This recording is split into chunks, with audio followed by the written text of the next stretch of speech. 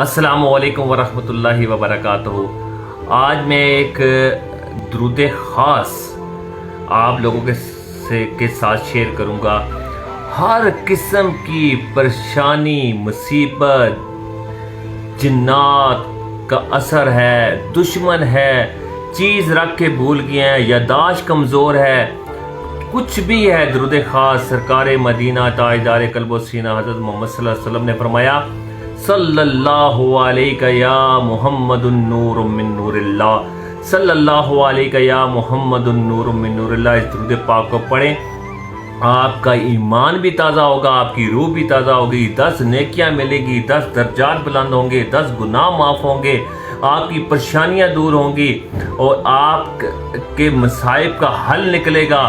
اللہ کی اتنی رحمتیں، اتنا کرم، اتنا فضل اس درود پاک میں، یقین مانیں، اس کو پڑھیں۔